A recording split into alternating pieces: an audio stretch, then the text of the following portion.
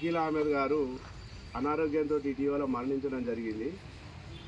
షకీల్ అహ్మద్ నాకు ఒక 30 సంవత్సరాల నుంచి ఒక మంచి ఫ్రెండు. చల్లూరు లోపల అందరితో ఉండబడేటువంటి ఇక్కడ ఉన్నటువంటి మిత్రులతో పాటు పక్క గ్రామమైనటువంటి వీరాంక అయినప్పటికీ చాలా కలిమిడిగా అన్న అంటే అన్న అనేటువంటి దోస్తాంతో కుదురుకున్నటువంటి వ్యక్తి.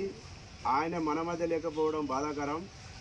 ఇక్కడ ఉన్నటువంటి మిత్రులు అందరూ కూడా నాకు ఒక 10-15-20 సంవత్సరాల నుంచి దోస్తాను ఉండే. తర్వాత షకీల్ అహ్మద్ కూడా మంచి దోస్తాను ఉండే.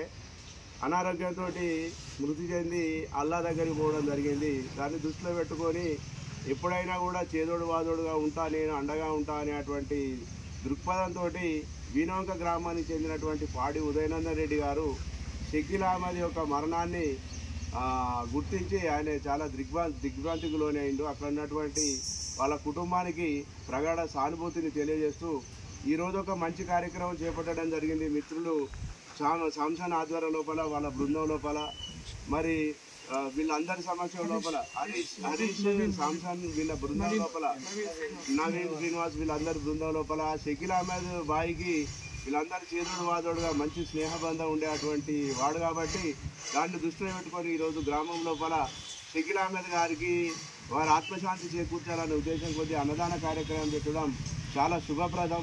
మంచి కార్యక్రమం. ఈ సందర్భంగా ఈ ఘటనను దృష్టిలో ఉంచుకొని ఈ మిత్రులందరికీ నేను షకీల్ అహ్మద్ కుటుంబం తరఫున ధన్యవాదాలు తెలియజేస్తున్నా. అదేవిధంగా పాడి ఉదయనందన్ రెడ్డి గారు ఎఫ్టీవీ CEO గారు మరి దీన్ని గుర్తించి షకీల్ అహ్మద్ కుటుంబానికి మరి ఒక 5,000 రూపాయలు ఆర్థిక సాయం అందజేయండి, నేను కూడా ప్రగాఢ సానుభూతిని తెలియజేసినట్టు చెప్పండి అని మాకు తెలియపరిచిన చోట మేము ఆగమేఘాలు వచ్చి ఇప్పుడున్నటువంటి మన స్నేహితులు మన షకీల్ అహ్మద్ మిత్ర బృందం లోపల పాడి ఉదయనందన్ రెడ్డి గారు ఇచ్చినటువంటి 5,000 రూపాయల ఆర్థిక సహాయాన్ని అందజేయడం జరుగుతూ ఉంది.